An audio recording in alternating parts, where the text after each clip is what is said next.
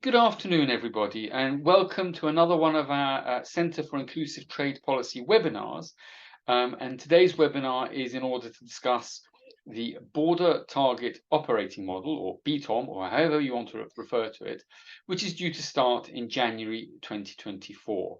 As we all know, leaving the EU, Brexit has led to all sorts of changes with regard to the way customs procedures in particular with the EU, might operate. And as we also, most of you will know, that many of the controls on imports and the customs requirements and procedural requirements have been introduced only very, very gradually on imports into the UK. The government announced that it's going to introduce something called the Border Target Operating Model, designed to control those imports into the UK and designed to make the process, I think, as simple as possible in inverted commas. So the purpose of today's webinar is to find out a lot more about what the BTOM really is and why it matters and what the implications might be. And we have two fabulous speakers I'll introduce in a moment. And to think about, as I said, what the implications of the BTOM might be, both for the UK and possibly, if there is time, maybe some reflections on Northern Ireland as well. So we have two speakers today. First of all, we've got Dr. Anna Jerzewska, who runs a customs and international trade consultancy called Trade and Borders, and is also, a member of the UK Trade Policy Observatory as an associate fellow. So we're delighted to welcome her. Anna is a customs and international trade expert and consultant that really understands the procedures and processes that customers have to go through, that businesses have to go through in order to trade goods. She has advised the HMRC in the past, provides training on rules of origin and other aspects of trade and customs facilitation, and has also done lots of work with DBT, previously BEIS, and so on, and also the devolved administrations. William is head of trade policy at the British Chambers of Commerce. The BCC do a lot of really excellent work, both with their chambers and with their companies in advising them on matters of trade. Also, a lot of, I think, excellent work in trying to talk to government and civil servants and to try and help the making of better policy and to inform policymakers about the constraints and concerns that companies and businesses have. William is formerly an academic in law and also formerly a member of parliament, and as I said, is now head of trade policy at BCC. And I guess I should introduce myself. I'm Professor Michael Gasiorek. I'm an economist. I'm an international trade specialist, and together with Alan Winters, I'm co-director of the Centre for Inclusive Trade Policy. I should also have said that the British Chambers of Commerce is also a non-academic partner in the Centre for Inclusive Trade Policy. So as well as academics, we have non-academic partners that we work with. The way I'm going to run this session is I'm going to ask Anna to speak first for about 15 to 20 minutes to explain some of the details regarding the BTOM, and then I'll hand over to William, who will talk about the experiences that companies have in importing and how the BTOM may or may not help them, and then we'll open up for general discussion. If, as they are presenting and speaking, there are any general questions of clarification, then please feel free to post these in the chat. I will try and monitor the chat. Otherwise, by and large, let's try and leave the discussion for the end. So on that note, once again, I'm delighted to welcome Anna and William, and let me hand over to Anna. Thank you, Michael. Good afternoon, everyone. I hope you can hear me. Great to be here with you this afternoon on what is yet another version of what's coming up in Brexit and UK border controls, hopefully the final version. Could we have the next slide, please? Thank you. It's been a busy couple of years for UK exporters and importers, particularly the ones that trade with the EU. So I'm going to talk a little bit about what changes are ahead in terms of the BTOM, but I also like to give a bit of a wider context as to why this is happening, why it's important, and kind of other aspects of UK's trade policy that this relates to. So you'll probably remember, and you're probably very much aware that there's a bit of an uneven border. So the EU has introduced all the checks on day one, but the UK did not. And this was for a number of reasons. First of all, when it comes to any border, there's a number of checks that needs to happen. And when I say checks, I mean both in terms of documents being submitted as well as actual checks, talking about documentary checks and physical checks. And we have a couple of areas here. We have risks and safety to do with smuggling or illegal or substances and products being smuggled into the country. We have customs checks, and we have SPS checks that relate to food, plants, animals, and animal feed.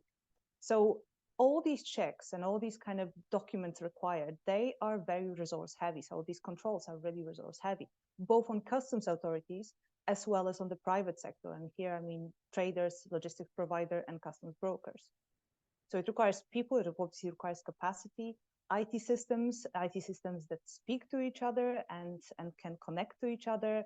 And obviously there's a cost involved. So this is the fifth delay, or the fifth kind of the border. The BTOM is the fifth version of the introduction of the border controls in the UK, and it's as I said, fifth time this has been delayed in the UK, and we've heard various kind of reasons why this delay occurred. Initially, we were told that the traders weren't ready, which is of course true. The traders were not ready, but also some of these IT systems on the kind of government side were also not ready, including border control posts, which are the physical places where some of these checks will be happening. There's also an aspect where the BTOM or the introduction of checks in the UK is aligned to kind of the government's wider strategy when it comes to borders. And here we had a document called Border 2025 Strategy, which included a single trade window, which I will mention in a second. And also recently we had the Electronic Trade Documents Act. So these initiatives are in a way a kind of a new approach to how borders will work in the UK. And it's all around streamlining, making borders more user-friendly, avoiding duplication, making it kind of more, well, easier to trade across the UK borders. So again, thank you for the next slide. A couple of delays already. This one, we are told this is the final version. What kind of the kind of practical implications of the previous delay, the fact that this is the fifth time we're being told that these deadlines are definitely final. What it means in practice is that it can be quite difficult to talk to companies about these changes and asking companies to prepare for these changes, both in the UK and also in the EU, because a lot of these changes will affect exporters from the EU to the UK. And there's a bit of there are some doubts basically whether this will happen, especially given the fact that in the last couple of times the delay was announced a couple of weeks before the checks were supposed to go be enforced. So we'll see, but this is now we're being told this is definitely the last iteration of the border operating model. So again, in terms of a bit of a wider context, you may also remember that following Brexit, following at the end of the transition period, HMRC kind of focused on or prioritized flow of revenue. And this was both in terms of postponed customs declarations that you may remember, but also just in terms of general approach to compliance. And the fact that when it comes to checks or audits or controls, there was a bit of a kind of grace period to put it that way. What we're seeing now with clients is the fact that this is all changing. So we're seeing more and more questions from HMRC, companies getting post-importation letters with HMRC asking around about things like classification, origin, valuation, the basic questions that HMRC tends to ask, and companies needing to provide documentation and evidence. And again, if you're not aware, HMRC has 3 years to go back and ask companies to provide documentation and supporting evidence for any imports and exports. On the slide, just post-importation, but it also relates to exports. So we're seeing an increased kind of activity from HMRC in this respect. So what that means for companies and what does that mean in terms of the BTOM? Well, basically it means that if these checks are introduced, they will be enforced, and that compliance is becoming more and more important for companies. There's been a bit of a perhaps less of focus on compliance in the last couple of years, but this is all changing, and I think it's very important for companies to be aware of that and work closely with their internal teams if they have an internal customs and SPS team, and if they don't, with their customs brokers, external advisors, and so on, to get everything ready for when these checks actually come into force. Okay, can we move now to the, thank you so much, next slide as well, please. Okay, so this border operating model was published in August. As I mentioned, this is a kind of ongoing introductions of checks in the UK. It's important to remember that this applies not only to imports from the EU, but also imports from the rest of the world. And as I go through the changes that the border target BTOM will introduce, I'll explain which ones relate to the rest of the world and where the changes will occur. So I also mentioned that this is aligned with kind of wider government's wider strategy, and I will talk about the single trade window towards the end. The publication of BTOM followed an extensive period of stakeholder consultation. So this was discussed with a number of stakeholders. I'm sure British Chambers were one of them and provided feedback. And so this one is kind of a version that's been discussed with the private sector, and hopefully this will result in the private sector being much more prepared for this version than in the past. Most of the checks under the BTOM, or most of the changes under BTOM, will relate to SPS measures. So these are measures for ensuring that imported plants, animals, animal products, food, and feed are safe for consumption and are also pest-free. But there are some other changes as well. One of the important changes for the SPS goods is the introduction, or kind of ongoing introduction, of a risk-based system. So the BTOM divides SPS controlled goods into 3 categories: low, medium, and high-risk goods. And depending on where a certain product falls, there's a different level of controls and checks applied to that product. And this is one of the big changes. And this is also one of the changes that will affect imports from the rest of the world, because at the moment, or prior to that, imports from the rest of the world were treated the same way as they were under when the UK was under the EU, meaning everything was more or less based on kind of different product-specific categories, not those 3 risk buckets in a kind of in a way. Thank you. Yes, I was going to ask. So this is where, these are the 3 main kind of points within the next year when things will change. First of all, we have the 31st of January. So this is coming quite soon. And if you're by any chance importing any CBAM goods into EU, or providing any goods for companies in the EU that are CBAM, in scope of CBAM, this date will also be familiar to you, because this is also where the first reports for CBAM are due.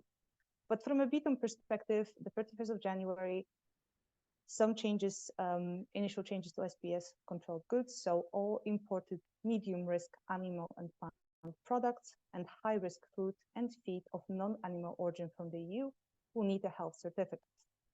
There's obviously a cost related to that, and there's obviously time involved in obtaining that health certificate.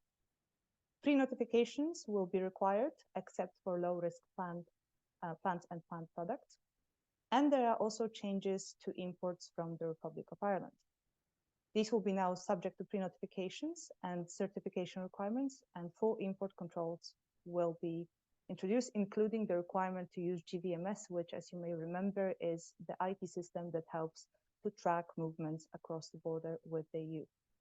Now, there's an interesting overlap here with the Windsor framework.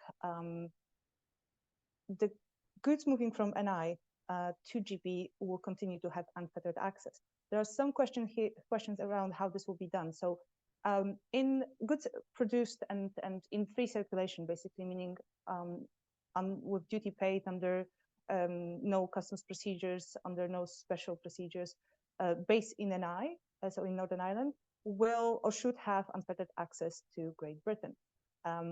This definition of kind of qualifying goods was introduced by the UK government a while back. Potentially, at some point, it will change given the kind of engagement or communication with the agricultural sector in Northern Ireland. But at the moment, this is what the definition is. So these goods should still have unfettered access to the GB market.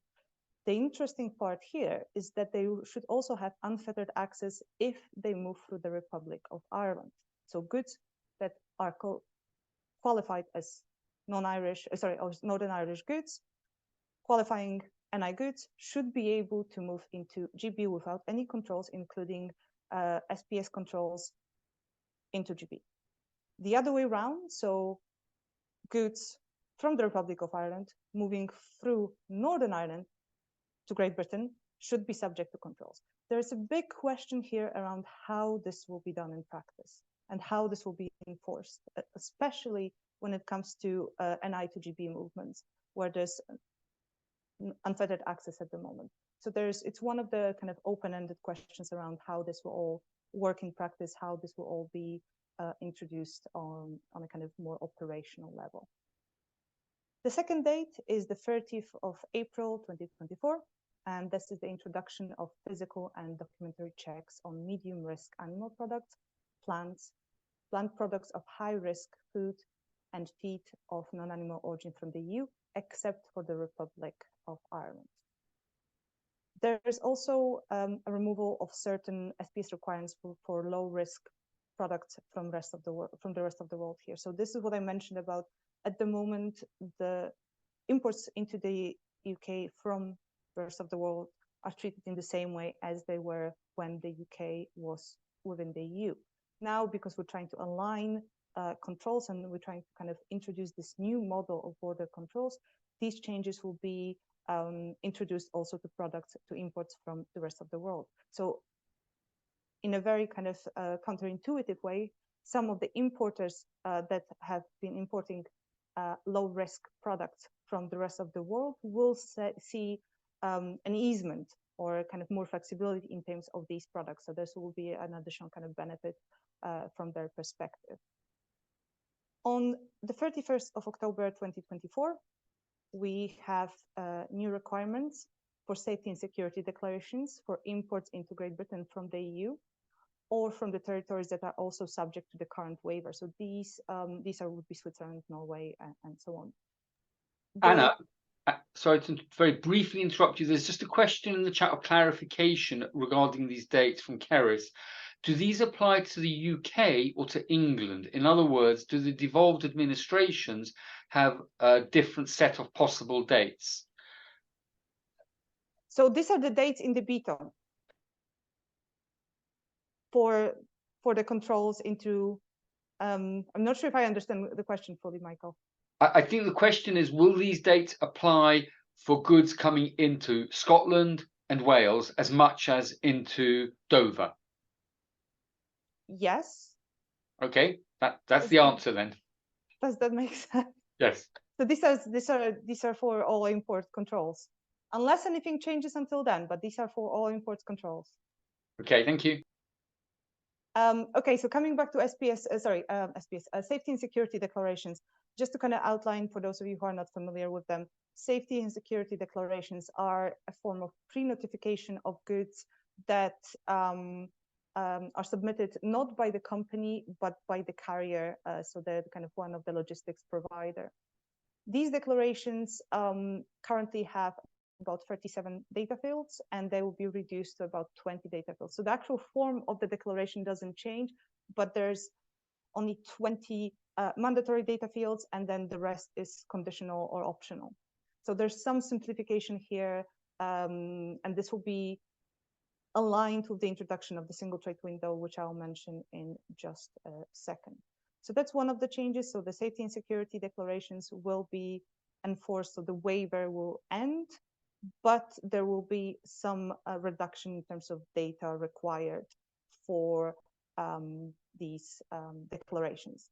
Now, there will be also further changes for imports from the Republic of Ireland, and these are the changes that were introduced on the 30th of April that will now apply to the Republic of Ireland as well. So non-qualifying, the ones that are not from Northern Ireland, goods moving from Northern Ireland or the Republic of Ireland to GB will be subject to documentary and risk-based identity and physical checks when it comes to medium risk animal products, plant products, and high risk food and feed of non-animal origin, as they are when it comes to imports from the EU. Now, I fully appreciate this is a lot of information, especially if you're not familiar with the low, medium, and high risk categories. So I would say that this is all in the actual target operating model. There are lists of which products fall into each of those three categories. It's a lot to take in. It's a lot to kind of absorb. But this is just a kind of short introductions of what these changes will look like and what happens at what point in time. Again, this will be a kind of a phased introduction. So basically, what it means for companies from a practical perspective is that throughout 2024, again, we'll see a number of changes, a number of deadlines, a number of points in time where companies need to be ready or need to kind of be engaged and aware of these changes, which means that the kind of the ongoing period of changes, uncertainty will continue. There are also some things we still don't know. Actually, there's quite a lot of things we still don't know that's not really clear in the text of the BTOM. Can we have the next slide, please? Some of these questions are quite substantial. So we know that there will be a new kind of trusted trader, AEO, if you're familiar with the term, system for SPS goods, but this is still to be, so basically a system under which companies can become, if they meet some of the criteria, they can become a trusted trader, and as a result, they will not be subject to some of those controls. So they will not have to fulfill some of these requirements. But we still don't know what this will look like. There will be a pilot in 2024, and companies might be able to sign up for this pilot and participate. We also don't know what's going to happen with groupage. This is a situation where we have a lorry and we have different types of SPS goods, so goods subject to different types of controls, going into the same lorry and entering GB. What happens then? How does that work in practice? So we don't have any kind of answers to that. And probably one of the most important aspects of it is the charges. So we have border control posts, locations, physical locations away from the border where some of these SPS controls will actually take place.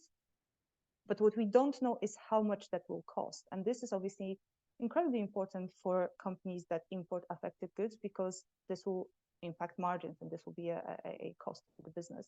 So we are waiting to get that information from the UK government. As I mentioned, that kind of the impact on companies is, it continues, the kind of the Brexit process continues and changes continue. Can I have the next slide? Thank you. So I'll just quickly, to finish off, I'll just quickly mention the kind of the border 2025 strategy and the single trade window, because it's one of the reasons why, or kind of one of the reasons that the UK government has decided to delay the introduction of these controls, and a substantial part to this new approach to border controls. So I mentioned earlier that the Border 2025 strategy is all about making the UK border simpler, more streamlined, avoiding duplication, and a different way of communicating with traders. The single trade window is, or it's designed to be, or we'll hope it will eventually be kind of one-stop shop for all information and documentation related to cross-border trading. And here I'm talking about customs control, any information that needs to be provided by any of the actors, including SPS information. So that means that this will be an interface where all of the actors can input data, where the data will be stored, which will, again, avoid duplication of submitting data, where the data can be exchanged between HMRC, DEFRA, and other authorities, as well as actors in the private sector.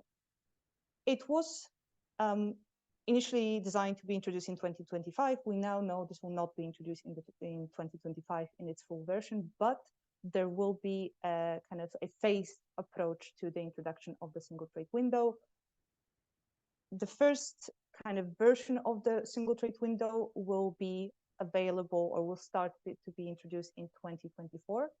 This is currently in a kind of testing mode or beta phase with HMRC. There was actually an announcement earlier today from HMRC that if companies are, which was also mentioned earlier, but this was now actually kind of officially released, that if companies would like to participate in the pilot for the single trade window, they can register their interests and take part in this testing phase to get familiar with the single trade window. So the first version will be available, as I mentioned, in 2024, and this will be for those entry summary declarations, so those safety and security declarations that I mentioned. The waiver for them will end in 2024. So this will now be done in 2024 through the single trade window. And the other functionality that the single trade window is supposed to have in 2024 is the ability to submit customs import declarations. And then following that in 2025 and on an ongoing basis, other functionality will be added. I think the vision, or the kind of the end goal is to have, as I mentioned, all the checks, all the information in one place through this single trade window portal, but that will of course take quite a bit of time to introduce. I will stop here and I look forward to your questions.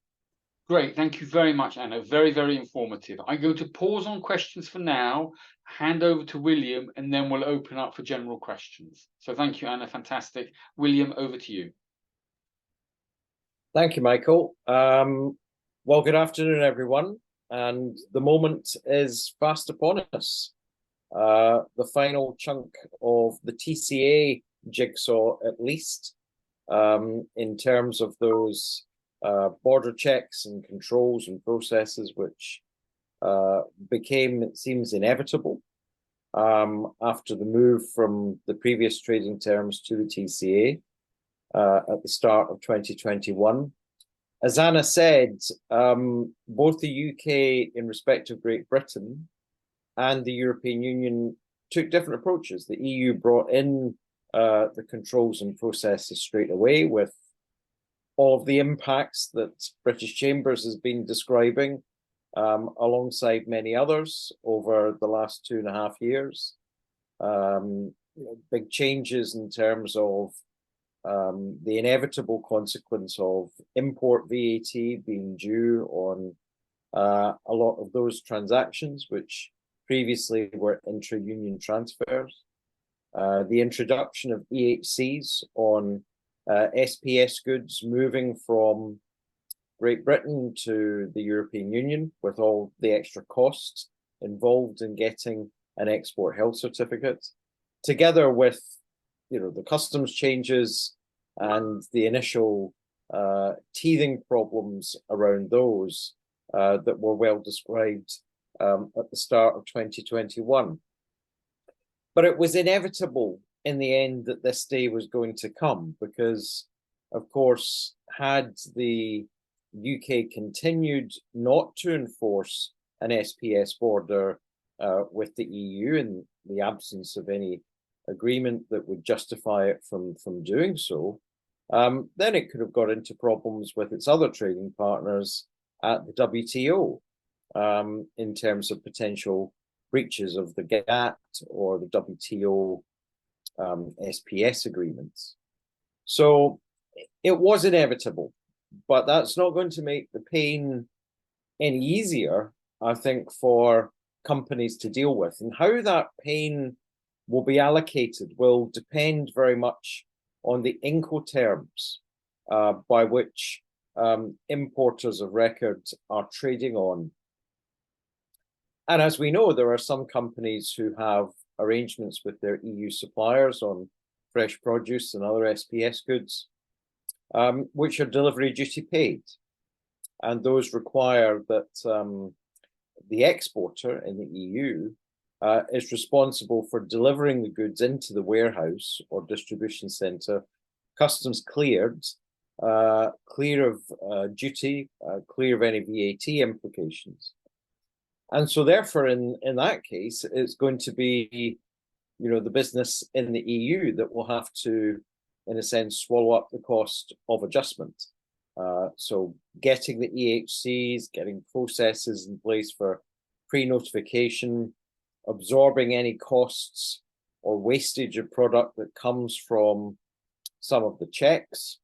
And a very important announcement was made last week that Sevington is going to be used as the facility for checks from the end of April next year for both goods coming from Eurotunnel and through Dover. Those single SPS sites there north of those two locations. So again, with a DDP contract, the supplier will have to suck up the extra cost. Now, will that mean that, in a sense, the supplier may, in subsequent renegotiations, look to get more out of the contractor, the importer? Yes, probable.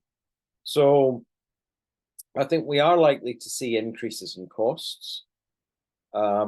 We had a statement from the Cabinet Office a few weeks ago about what those costs are likely to be. So the cost of the introduction of the inbound export health certificates is £160 million per year. And the other costs coming from the BTOM are, again, around £160 million per year. So an overall cost to business of around £320 million per year. Now, what the Cabinet Office did, and they were right to say this, is that with some of the easements that Anna described, in terms of the processes becoming a little bit easier to bring in SPS goods from Mexico or the US or Canada, markets really around the rest of the world, business does save 500 million from that. So, that's true, and we would welcome that. But clearly there is going to be this issue of that quite considerable extra cost and where the burden falls. Will it fall differentially? So if you're a large company, will you be able to sort of, squeeze some more fat out of the contract you might have with your supplier in the EU under DDP arrangements? But if you're a smaller importer, then you don't have the same facility to do that. And so it may be that for smaller importers, they have to assume much more of the cost themselves, particularly if they're not trading on a DDP Incoterms. So that, I think, will be a very interesting question to be answered next year.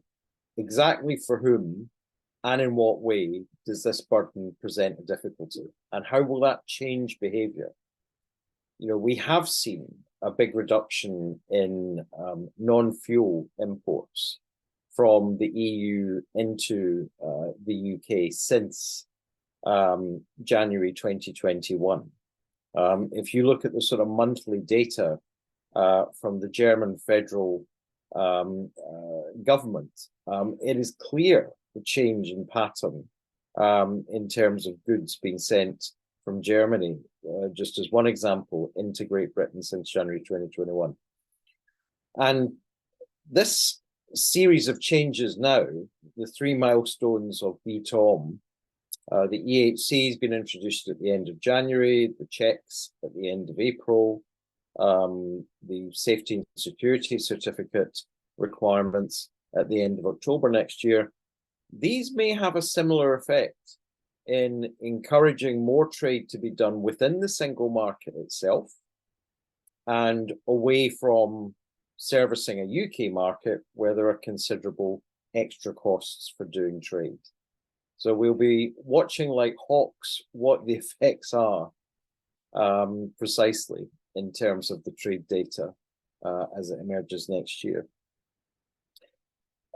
I think the fact that we have had 5 attempts to introduce the BTOM and those, in a sense, being in the end gone back on by government, but every sense that they are very, very serious this time about doing it, I think has led to some improvements in the overall offer. So if we look at the number of fields in terms of safety and security certificates that would require to be compulsorily completed, it's a lot less than where we were when we started this whole process. So by listening to business and doing it over a longer time frame, there have been some things in the BTOM that are better than they would have been had it just been proceeded with in 2022 or even this year. There's a lot that's happened and to be welcomed around the terms on groupage. They're far better than they were at the start. But it's also clear that there will be some losers out of this. So I think it will be smaller importers who will face problems. As Anna said, we have still to be confirmed what's known as the common usage charge, which will be a charge to be paid for by all importers.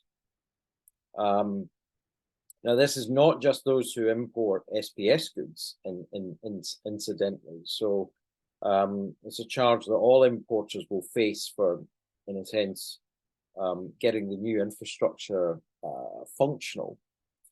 And what was being discussed certainly a couple of months ago was to have a common usage charge of around £42 per consignment. Now, that's fine if you're a large company importing, vans or truckloads of goods, all done via groupage. But again, if you're a small importer, bringing in frequent but small consignments of SPS goods, those £42 charges per consignment are going to add up pretty quickly. So again, that's something that could have a chilling effect on the level of goods that are being imported from the European Union. So I think in summary, we know business is going to take a hit here. Yes, some of the hardest edges have been sanded off some of these arrangements by consultation, and that's welcome. In terms of timing, if you are going to introduce checks for the first time on SPS goods, far better to do them at the end of spring and when you're about to go into summer, which is the time when the sort of mix of, certainly on the fruit and vegetable side, the sort of the balance between how much we're importing and how much we're consuming, which is homegrown, shifts more in terms of homegrown consumption, in terms of fruits and vegetables. Again, that's a sensible move. The very worst time to have introduced border checks would have been in deep midwinter, when 70% of our fresh produce comes from the EU, rising to something like 90% of the salad leaves that we consume. So at least business was listened to an extent, but we still, I think, have real concerns about this common usage charge. There must also be concerns about whether the infrastructure is ready. Now, Cabinet Office are assuring us and going around the country specifying that all border control posts will be ready. But there were certainly, in the previous iteration of the BTOM, concerns from producers in Ireland that particularly the BCP at Holyhead wasn't going to be ready in time to take those goods coming from Rosslare and ports in the Republic. So that is an interesting question.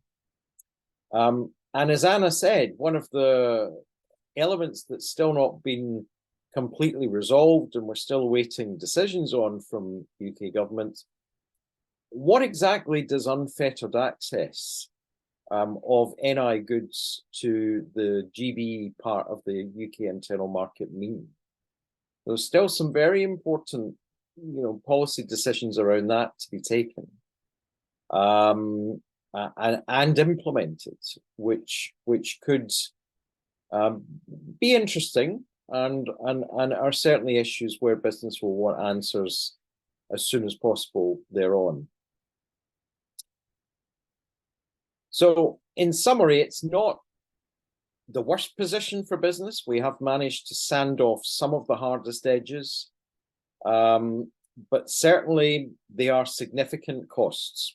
And it is very, I think, remiss not to point out that in a very difficult, low growth, still low business investment climate, to face these additional costs is tough. And we will see what effects it has on the patterns of trade that we see on SPS goods. I think the biggest test we're going to see in the first 6 months of the BTOM is to what extent do small suppliers in the EU simply say the costs are too high to send these goods to the UK. It's no longer worth doing it. We're therefore going to look at markets within the single market in order to send more goods to. And then what does that mean? Perhaps not next summer, as I say, when we can expect homegrown fresh produce in our stores and corner shops. But it's perhaps more next winter that will be the test of whether the BTOM processes are working and giving us the supply and quality of fresh produce that consumers have demanded for several decades. So much unanswered questions. In terms of the single trade window, British Chambers of Commerce supports that. We would like to see as much interoperability with the EU single customs window, which is going to be developed, as possible.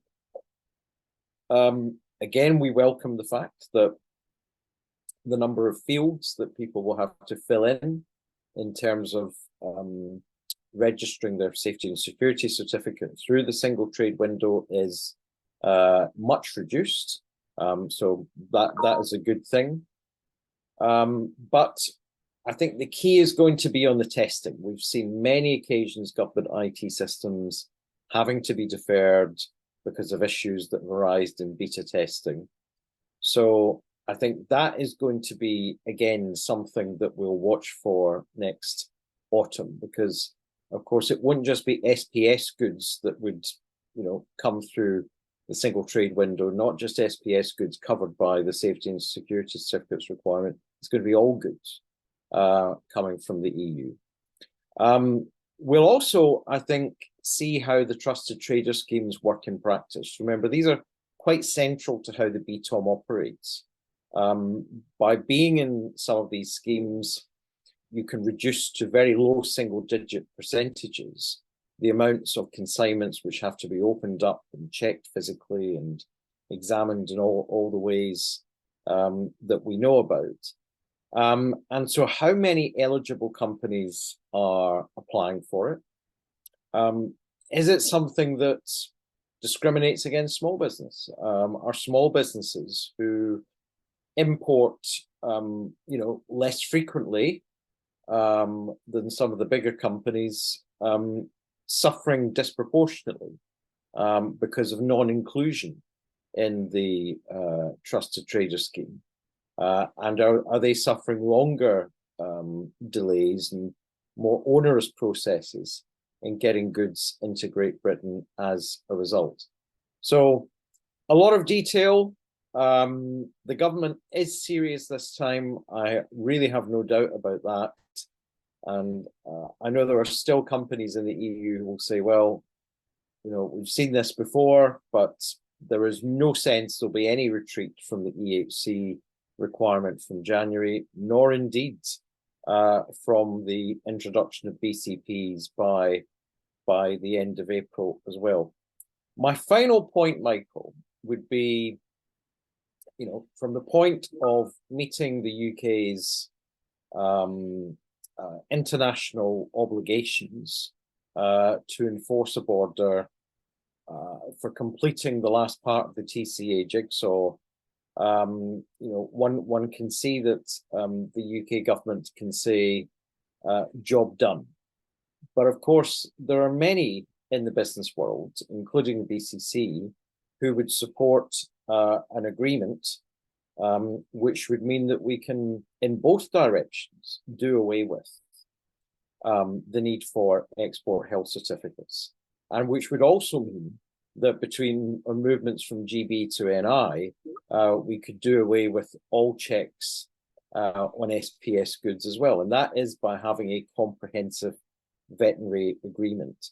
And I would suspect that support for that measure will increase as we get through 2024, when the costs of the BTOM become more obvious and are felt in practical terms. I would also say that the introduction of the controls does create a degree of common experience and leverage. You know, why would the EU have agreed to a veterinary agreement, even if there was going to be dynamic alignment, if its goods were still coming into the GB market without, you know, SPS controls applied? It might have been a more difficult argument to land. So I think one effect of the BTOM coming in is it certainly changes the balance, in that both sides, and businesses on both sides, will face these charges and costs and processes. So depending on how the politics develops, always an unpredictable art, it could be that the introduction of the BTOM creates a sort of mid to long term incentive for both parties to look at a veterinary agreement, and ironically could more quickly bring about the end of SPS controls on both sides of the trading border. Great, thank you very, very much, William. A lot of food for thought there. Let me just ask one notionally quick question, hopefully with a quick, try and give it a quick answer, even though it's not, I can see it's potentially a complicated answer, which is, to both of you, how well prepared do you think, from your experience of talking to firms, are they for these changes or not? And I guess that means on both sides, as you rightly said, William, it might not just be the importers, because it depends on the Incoterms, it might be the exporter that needs to be prepared. Do you guys have a sense, either of you, of whether companies are ready for this? Who wants to go first? I think it's a lot better than it was, Michael. I think if it had been a year or 18 months ago, I think there would have been considerable problems. I think some of the issues around implementation have been dealt with. You know, it really is now all about the dialogue between the company and their suppliers. You know, that will be the test of this. The government says the infrastructure will be in place and will work and be there on time and work. So it's about that dialogue. It's not going to be perfect, particularly at the start, but it looks a little better than it would have been a year or 18 months ago. Anna, any thoughts on this? Yeah, I mean, the one challenge I do see is the kind of fatigue around moving deadlines. Is just, and we've known about that, and you know, this is an ongoing issue. There's another issue here around what's being introduced and then how it's implemented, and I feel we might come to this in some other questions. But you know, with everything being introduced, we had the same thing with the end of the transition period, had the same thing with free trade agreements. We're having the same challenges now with the framework, winter framework. It's being introduced, things are being introduced, and then there's kind of a period of adjustment, implementation challenges, and sorting out, practical challenges on the ground. And this will be just the same. It will be a process. Okay, thank you. Anna, do you want to follow up on Keris's question about timings and the nations of the UK, just to sort of clarify that? Yeah, it's a brilliant point, and I really appreciate this point. And I think, you know, there's an ongoing theme here for the last several years of the difference between what's being introduced, what's being implemented, and the kind of the way things move from a kind of official perspective and what's actually happening on the ground, what's being introduced into practice and what's being implemented. And this is one of those examples where, because we have one border, and you know, you've all witnessed the discussion around whether the border in the Irish Sea is a border, can be a border, and so on. But you know, in principle, we do have one border, and one of the things that the UK government is very much aware, as is any other government, we have the same in the EU, is trying to avoid what's called border shopping. So what's to stop a company from the EU to avoid procedures, avoid tariffs by shipping through Northern Ireland. And these are the questions that we have that are happening in practice. And we do know that some companies are using that border to avoid tariffs and taxes. So we know that things are not perfect in practice. And when it comes to this implementation, the border target operating model introduces this for the entire region. But it also does mention the issues around Holyhead and BCPs in there. And it's a bit like trying to square a circle. It's just, we know that there are inconsistencies in the BTOM. It's not the only one that we see, but the official line is things will be introduced on these dates. How it will then work in practice, as I said, we have massive issues still with free trade agreements rolled over. We have massive issues with the winter framework. And this is one of those things. It introduces this officially. What happens in practice is a very different question. So we're talking here about what's in the BTOM, and the reality is very likely to differ. Great, thank you. Kind of answer. I hope that clarifies that. And there's another clarificatory question from Mattia, which is, will the main BTOM dates and changes you have described apply to imports from the EU only, or also to imports from other countries? I'm assuming it applies to both. Yeah. Okay. Yes, it's an attempt to align as well. Okay, great. And then there's a question from Alejandro. I don't know which of you wants to answer this, but I'll read it out. I understand there'll be a period when import SPS certifications will have to be presented along with other customs forms without a single trade window scheme. How will that look for importers logistics-wise? Will firms be able to present all of them physically at customs, or will it imply for firms to visit different government offices, and how costly could that be for small firms if they don't have nearby offices? I leave that open to either of you. I'm happy to go first. Another excellent question, and another question where we can honestly say we don't fully know. And I think the reality is that we're not necessarily certain if the UK government knows at this point. It will be costly. We can say that there will be additional costs involved. There will be probably some simplifications introduced, but it's very difficult to tell at this stage. And again, we've seen this throughout the entire Brexit process. There is kind of a policy being introduced, and then the practicalities of it are sometimes, if not always, sorted out and worked through as the challenges arise on the ground, and as it's kind of fed back by traders. So I'm sorry to say, but we just don't have full answers here.